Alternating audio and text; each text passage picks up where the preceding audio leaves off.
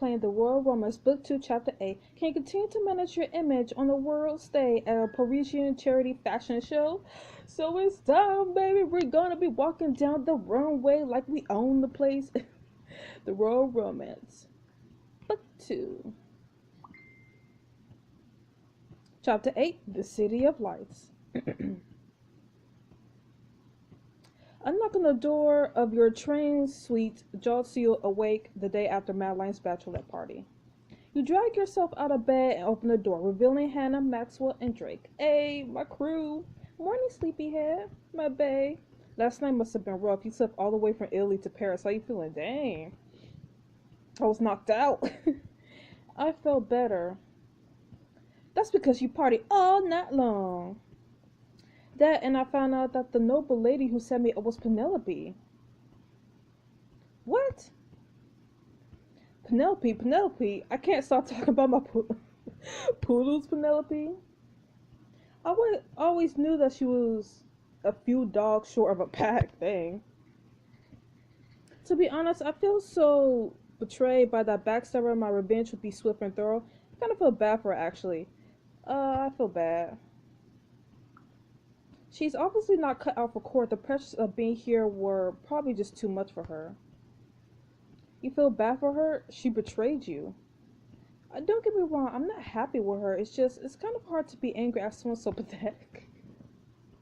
Dang. Anyway, we need to strategize. I didn't confront her last night, but I have to talk to her. I need answers. Please be careful with her. She's been able to fool us for so long. Who knows what else she's capable of? She's downright diabolical. I bet she doesn't even have poodles. Dang, Maxwell. Yeah, be careful. We got the upper hand right now because she doesn't know that you suspect her. That's right. If we're able to get closer to her, we may be able to get some answers. Good idea. The limited game of cat and mouse, cat and poodle, poodle and lion. The lion is ready to pounce. I'll be ready. I'll be there if you need help. I know it won't be easy to be able to be nice to her after all she's put you through. Be careful, Winchester. Think you'll be able to get her alone? That might be harder than it sounds. We're going to a charity fashion show today, so there'll be tons of people. Speaking of which, we should get going. We're supposed to meet Justin at the limo in a few minutes. Mind if I catch a ride with you guys? Plenty of room in the limo. You, Drake, and Maxwell enter the limo to find out Justin is already inside. Morning, future queen. Wait for exciting day of fashion philanthropy. Philanthropy? What? Why are we making up words? I can never hear that. Hey, they all can be winners. Am I ready? You bet I am. Actually, I'm a lunar. I'm ready for the chicken dinner. Looking at beautiful people wearing beautiful clothing while raising beautiful money for beautiful... Stop right there. What are we wasting money for? Disaster relief is the cause du jour. What disaster? There was a major earthquake on the Coronation Coast recently. It caused a tsunami and left hundreds displaced. Oh, that's so sad. Indeed, it hasn't received much news coverage, but tonight should change that. The government has already deployed disaster relief, but a well-covered charity event will raise even more funds to help the affected. Well, I'll be happy to support that cause. Just remember, the press asks you any substantialist questions. Refocus on the humanitarian efforts of the event. Don't worry if you run into any questions you're not prepared to answer. I'll be in your head again today. The earpiece? I bet just as fun to have inside your head. I like to think so. This just got awkward. Just put the earpiece in when you need me, Will. You feel the limo roll to the stop. Looks like we arrived. We should probably go inside and find Ryder when we get inside. We'll catch up with you later. The fashion show venue is abuzz with activity when you arrive. Drake and Max will split off. You and Hannah are shepherd backstage for Madeline and her entourage away. Haute couture is such an appalling, underappreciated art form. It's true that few are equipped with the acumen necessary to value it. I can't imagine anything as glamorous as a Parisian fashion show. No, I don't suppose you can. Dang. Madeline's eyes narrow when she sees you and Hannah approach. Hannah, I must admit, I am a bit surprised to see you here after last night's blunder au chocolate. I'm terribly sorry, Madeline. I hope you'll allow me the chance to make it up to you. No, Hannah, don't. The fact that you're still welcome here at all is a testament to my merciful nature. Madeline, I know you were faking your chocolate allergy. It's so lucky you survived. So I could be direct or sarcastic. Be direct. Is that so? You jokingly admitted to me at the end of the night. You said you made it all up just to torment Hannah. Oh. Don't take it personally, darling. I like putting all my ladies through their paces. Consider that your official hazing and you passed. Thanks. Anyway, you must all be wondering why we're backstage. I've arranged for us to have a private tour with the designer. And now that we're all finally here, we can begin the tour. Come. Madeline leads the group over to a impeccable dressed man with the air of haughtiness. Ah, bonjour, mademoiselle. Jesus, I'm the designer for this haute couture extravaganza. Sis Hannah was I know I'm butchering this so bad, I'm so sorry. Donna Zama, let's begin the tour avec moi. The designer leads you through the backstage area, which is a flutter with preparation for the show. Voila, the hair and makeup room, and voici the wardrobe. Ostensibly, the models just in here. Ostensibly? One of my grateful unreliable so-called models was evidently too busy to bother showing up last night, or tonight. Mon Dieu! He pulls the lovely floral dress off the rack and stares wistfully at it. Now this piece will never see the stage. Well, if that looks like it will fit you, you should wear it to the show. If it isn't on stage and is useless to me, you can have it for the cost of materials. Well, this is an excellent idea. You'll be the only one addressed by the show's designer. The press won't be able to contain themselves. It is a gorgeous dress. You should at least try it on. My sisters will make the necessary alterations. If you are going to wear my dress to my show, you will look perfect. You pop into a nearby changing room, followed by a woman who makes careful measurements and adjusts the dress. It really does look nice, but no. I think I've heard that isn't even worth it. On second thought, I'll stick with this. You look great either way. Manit, shall we continue the tour? This could be an opportunity to talk to Penelope and get her to open up. You drop back to walk next to Penelope and Hannah. Hey Penelope, it sounds like you're really excited to be here. It's so wonderful, isn't it? I love it here. I wish we could stay forever. Oh yeah, I can see you, Osmo. What would you want to do? So you do like something other than poodles. Say that. I have other interests. I have lots of other interests. Such as? Sewing for one, and knitting. Really? Really? I never knew you could sew. What sorts of things do you make? I mostly make outfits for my poodles with little hats and slippers.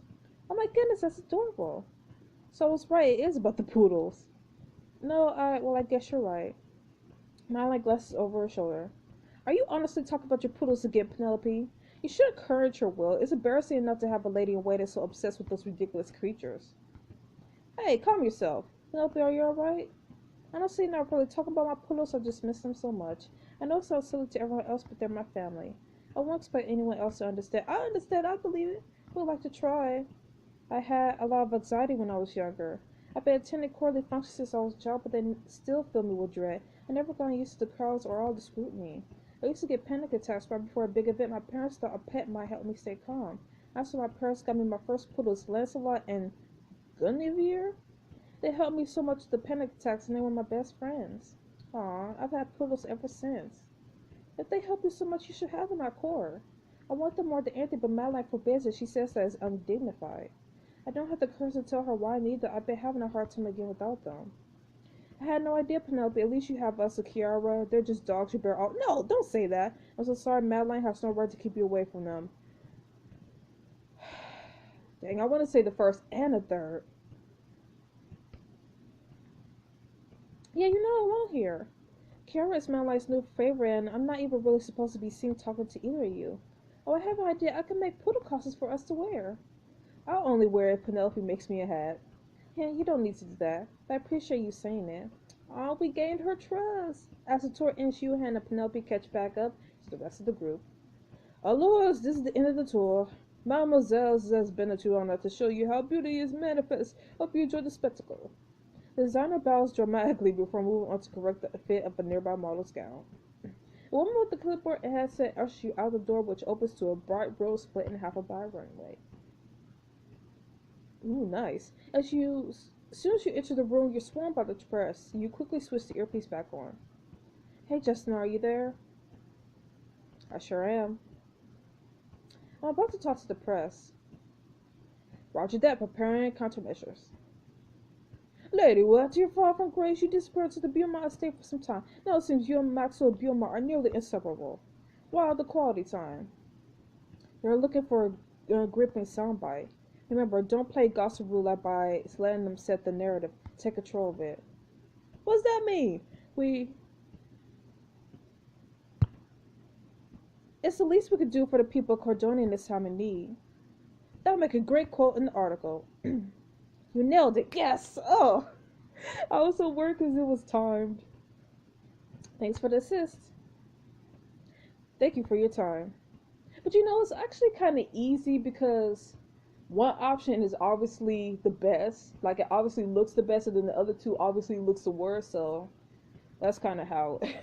You shuffle further into the room as Donnie turns to ask Madeline a question. Countess Madeline, why did you include a charity show as part of your engagement tour? Can't Ryder and I want the people of Cordonia to know that we're with them even when we're abroad. We feel their hardships. They think of Ryder and me, the family will still begin to experience such loss. It's our paramount duty to protect Cordonian citizens, to provide stability for our people. Thank you, Countess Madeline. Damn, she's good. Aren't you supposed to be on my side? What? I admire the craft even when it comes from a witch. Okay. Well, it sounds like they're done with you for today. Call if you need me. Over and out. Okay. The lights in the room begin to dim and the crowds find their place in the audience. You scour the room for a familiar face to sit with and spot Hannah nearby. Hey, Hannah, want to sit together? Of course. She begins to lead you to some empty seats nearby where you are surprised to find your path blocked by none other than Lancelin St. Clair. Lady Hannah, I am so happy I caught you. You were looking for me? Brilliant to do. I know the request is a bit last minute, but I was hoping you might walk in the show. It will help with some publicity to have some Cordonian presence on the stage. Why me? I have nothing to wear. In fact, I didn't want to boast earlier, but I happened to recognize that gown. It was part of my very first collection. It would be the perfect statement for the show, going back to our roots and remember where we came from. I'm quite flattered, but I couldn't possibly leave my friend, but I do it, girl. Your friend is welcome to join if it will make you more comfortable. What do you say? It does sound fun. We could invite Penelope if you want. I'm sure she would love to join, given her love of fashion. What's one more? Well, this choice could unlock a special scene with Hannah and give you the chance to walk the road and increase Penelope's trust. What? What? What?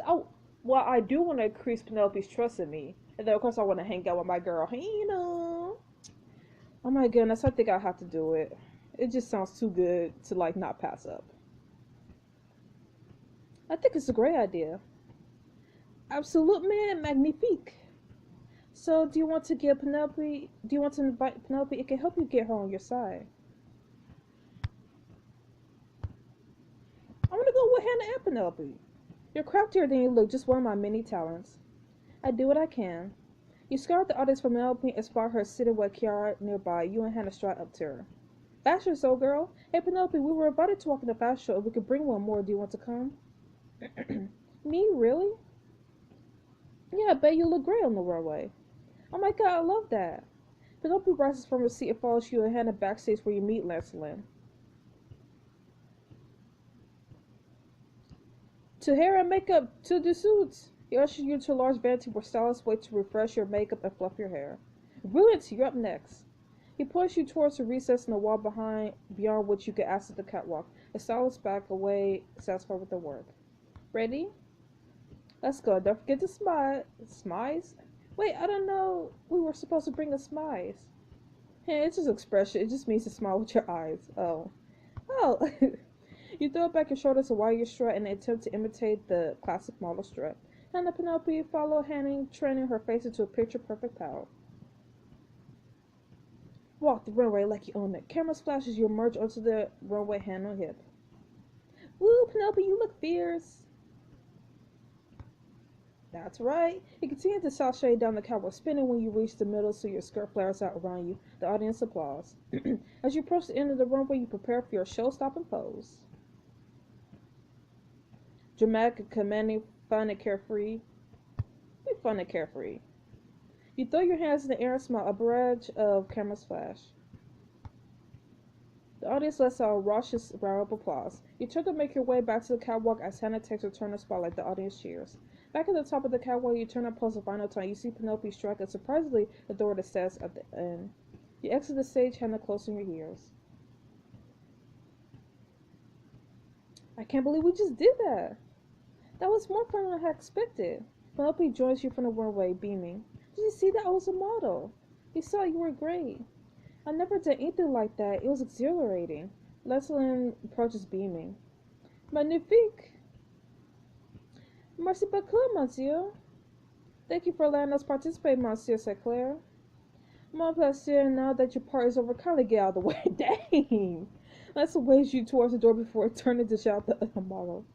I can't wait to find Kira. Maybe she got a picture of me on the runway. Penelope bounces her way out the door to disappear to the other room. I guess we should go back to the audience for the rest of the show. I don't know. I've been having fun hanging on my best. I was hoping to steal some secret kisses, though. You're making a compelling argument. So let's find somewhere we could be alone for a few minutes. The dressing room, we could sneak in there until the show's over. The models are already dressed anyway. Lead the way. Together you make for the changing room. Man, we're being naughty, though. You pull the curtains close behind you, turn the hand, and your eyes meet for a moment before both of you break into giggles. Thanks for convincing me to join the show. It's been a long time since I had so much fun at the fashion show. I would think you enjoyed this sort of thing. I never said I didn't. This one was uniquely enjoyable. Hannah, I needed some distraction for court investigation. How often do you get to walk the runway in a Paris fashion show? I can't stop thinking about this. Where are you waiting? Ooh, me to know be rough. I don't want to hurt her, though. You turn to Hannah and can't help but smile. You reach one hand towards her cheek as the other snakes around her waist, pulling her close. Her lips meet yours. You close your eyes, sink into the kiss, captivated. You fall against the wall. Well, she tangles her hair in your hair, breathes her lips back to hers. At the moment she pulls back, her eyes search yours. I'm a smash backstage towards go. I like this one a lot more than that life. Me too. Hannah, I can't seem to get you off my ride. We should sneak around more often. Yep. I second that motion. The motion passes. You lean in for another kiss, brace your body against Hannah. She twists, shifting you against the wall. She kisses your neck. Oh, Hannah. You hear footsteps approach and snap apart, catching your breath. A hand sweeps the curtains inside, revealing a mall. She starts when she sees it. Oh, we were just, Don't look quite adjustments. We'll get over here. He smiles the models past the past. You follow stifling giggle. We were dirty, man. You see the last model fall out of the catwalk as you hear Lancelin announce intermission from the other room. We should probably get back out there before we're missed.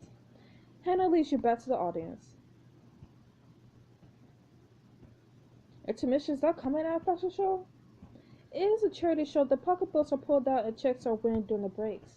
Social pressure may be the number one catalyst of philanthropy among the poor. So you're saying giving in to peer pressure is a good thing? Under the right circumstances, looks like you have a visitor. I think I'll make myself scarce for a few minutes. What? Hannah just behind you. When you turn to look, you see Ryder approaching through the crowd. Greetings, Lady Will. Your Majesty? Ryder checks over his shoulder. People around you chatting away the next model. They are too distracted to notice you. Before anyone is any of the wives, I'd like to extend an invitation to you. I hope it is somewhere more relaxing than a private invitation. I've had enough of catwalks and flashing lights for one day. I promise it'll be absolutely camera and walk-free event. My invitation is to show you around one of Paris' most iconic landmarks. No trip is complete without a visit to the Eiffel Tower. First the Statue of Liberty, now this. I must have a fondness for tall landmarks overlooking great cities. I always thought that the monuments people build show what they value most. Really? What does the Eiffel Tower say? Ryder thinks for a moment, smiling. I'll leave that for you to decide, but I promise that the view of Paris at night is unforgettable. If you're interested, I'll be waiting after the fashion show. Ryder sounds into the surrounding crowd. The lights begin to dim as intermission ends and you return to your seat. There you are. The show's about to resume. I saved you a seat. You take your seat as a low hum of the crowd turns to silence, all attention focused on the runway. Lights flare sweep over the audience before settling on the crowd with the first model appears. Ooh, it's starting. Look at that dress. Is that off-shoulder tartan couplet? It definitely is. What is this, Outlander? These clothes are ridiculous. And I have to have one stat. It's gorgeous. And matching is with the beret, truly genius. Lance Claire is one of the most initiative designers this generation. Y'all continue to admire the looks on the runway until the last model stomps away off stage and the lights come up. Is it over? You notice Madeline approaching. Hello, darlings. I would be remiss if I neglected to assure that you all have made your donations to the cause. Of course, nothing is more important than helping Cordonians in need. I'm sure Bertrand took care of House View's donation. And perusing the list of donors, I noted that your family was missing Penelope. Oh, I have a donation. Penelope opens her clutch to rival this contest at the moment she gives up. I must have let down the train. Penelope, you're a constant disappointment. You do know that, do you? Of course, I'm so sorry, Madeline. Kara, the Cordonian ambassador to President's attendance. A word from her will be very influential in the foreign ministry. For once? I'll be delighted to introduce you. Madeline guides Kara away as Penelope fights off tears. You just for Maxwell to leave you alone with Penelope. Oh, I better go find Drake. You know that guy. Hates fashion. Probably got his shoes on the stairs by now. You turn to Penelope as Maxwell leaves. Hannah is already trying to console her. Hey, Penelope, it's alright. No, I wouldn't think it's possible to donate to charity, but here I managed to do it. Life at court can be difficult to navigate. I can help you. That's sweet of you to offer, but don't waste your time on a lost cause. Penelope, you're not hopeless, and Hannah is a really great teacher only as long as you keep waiting. Dang. Your feelings are completely valid. The court is stressful enough without Madeline added to it. It's hard, especially when you feel like you're different. But you're far from a lost cause, and I know Hannah can help. Do you really think so? We both do. Penelope sniffles and Hannah pats her on the shoulder. Why have you been paying so much attention to me? Wouldn't it be easier to just ignore me like everyone else? This is my chance to confront Penelope about her role in the plot against me. The truth is, I had to keep an eye on a traitor like you. I want to know why you set me up. What? Penelope, I know you framed me, and, well, now I understand how hard it's been for you. I just want some answers. Don't you think you owe me that much? You're right, and you've been so nice to me. So you admit it. So tell me what happened. Okay, just not here. You now lead Penelope and Hannah backstage. So start talking. I didn't want to hurt you, well, I promise. You didn't want to hurt me. Is that why you actively chose to sabotage and blackmail me? I don't actually care what your excuse. I believe you, but I still need answers.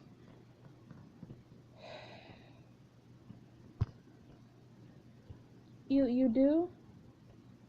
Penelope, we all know how hard it is to be here. It doesn't excuse what you did, but I get it. But you do owe me an explanation. It was the only way to remain at court. I knew Ryder wasn't going to choose me, and I don't like being here. But I couldn't leave my parents thought I was doing so well making friends and spending time with eligible noblemen. I can't bear to face my parents' failure, but I'm not like Madeline. I'm not skilled enough to maneuver myself into a favorable position alone. I was offered a chance to stay as a lady in wait regardless of who Ryder chose, as long as I helped in a scheme against you. Offer so someone told you to set Will up? Of course, I would never have thought of such an awful thing on my own. I never would have done anything bad to Will either. Who was it? Please tell me. It was Bastian. What? What? Bastian? That can't be true. I knew he was shady. Wait, who's Bastian again? Bastian is the king's guard. He won't plot against Ryder. What? This doesn't make sense. Bastian gave me instructions to hire the photographer and to arrange for Tariq to find himself enamored in your room. You met in person to avoid creating evidence. It was definitely him. That's all I know. This is good. We're one step closer. You're right. Well, I'm really sorry. We should clear out. The fashion show's over. Penelope gives you one last tearful look as you head back towards the door to the main room. Dang, the plot thickens, people. Upon your return to Lima, you recall Ryder's invitation to join him at the Eiffel Tower. It's almost the time when Ryder said he'd be waiting for me. Nope. It's been a long day. You settle to your seat as the engine starts to slow your way back to the train. I just realized that it's awkward standing Ryder up, because he's obviously waiting for us, and they were all like, no, we're not gonna go. Next morning, you are headed back to the suite after breakfast when you nearly run into... Hey, there you are. I've been looking all over for you. And now you found me. I missed you at the end of the fashion show yesterday. Were the fishnets Joneses too much? I don't even need to see that much of a person. I need to tell you something. You know, if you could confess everything at the fashion show, she was working with Bastion. Bastion, our Bastion? Yeah. Drake runs his fingers through his hair. Bastion, of all people, hell. Have you seen him around? We need to talk. No, he's preparing security for Riley's bachelor party. He'll be there tomorrow night. I guess that means I'm crashing. Can I be there when you talk to him? I need to know why. Of course. Thanks, Winchester. Drake lets outside. Not much to do until then, but there's another mystery I want to talk to you about. What's up? Do you remember when we were getting ready for a Be My Bash? Of course, you went to their study to see if you could find anything out. Well, I did find a suspicious envelope full of cash. Really? It looked like someone was about to mail out. The address on the envelope was somewhere in France, not far from here. Are you thinking that we should go to the address?